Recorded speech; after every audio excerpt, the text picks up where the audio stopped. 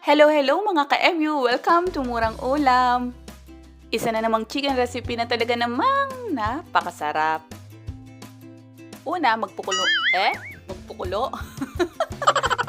tayo ng kalabasa. Hiniwa ko to ng maninipis para mas madali siyang lumambot.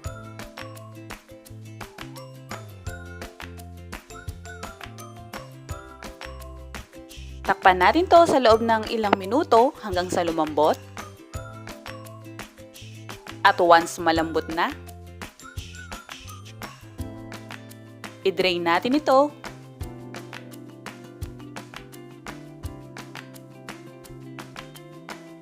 At huwag itatapon ang pinagpukuluan. Ngayon ang kalabasa ay ating imamash. May mga bata, paborito ang kalabasa, yung iba hindi. Kayo mga ka-MU, mga anak ninyo at apo, paborito ba nila ang kalabasa? Please comment below. Ngayon sa ating kaserola, maglagay muna tayo ng konting mantika. Igisa ang luya.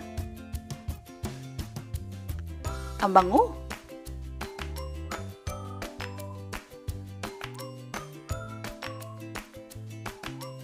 Bawang.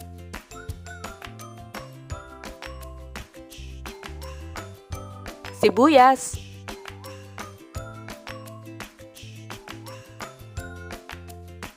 at ang chicken.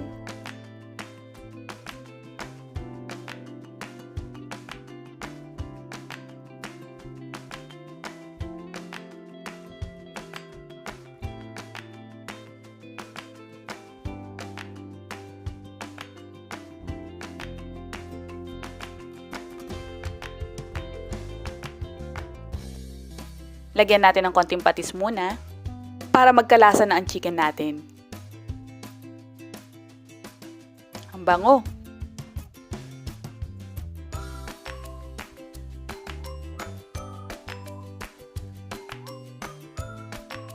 Isisimmer natin to for 3 minutes hanggang sa lumabas yung katas ng chicken.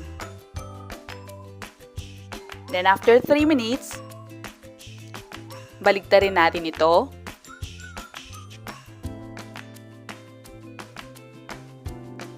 At isimmer natin ulit for another 3 minutes. Ito ay para pumasok na yung lasa.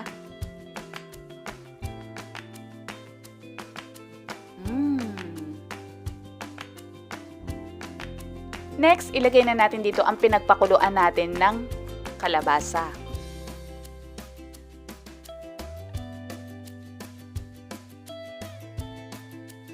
Lagyan ng tanglad.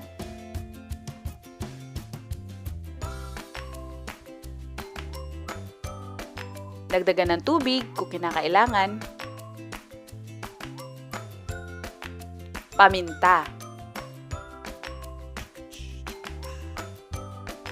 At ihalo na natin yung natira pang patis.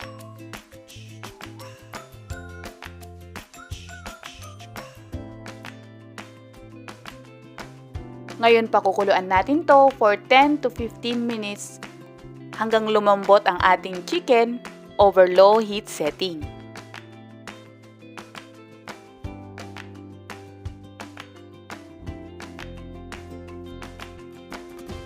Next, ilagay na natin ang chayote at siling haba.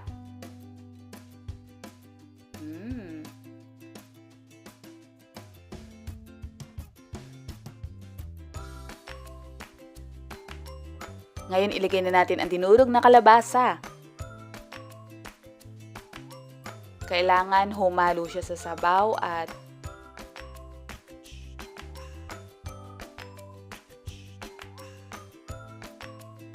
wait, ito sayang kasi ito no? Ilagay na rin natin. So, yan po. Kailangan madurog natin to hanggang humalo sa sabaw.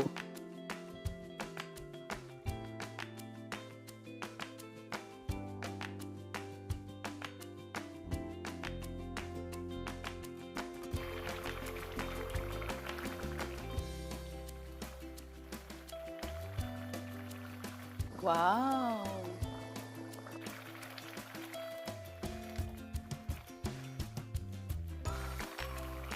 At para maging masustansya, lagyan natin ito ng dahon ng malunggay.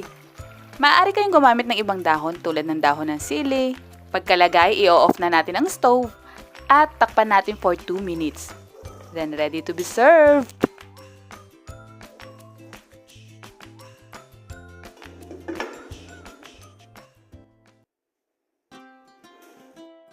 Narito na ang ating tinolang manok sa kalabasa.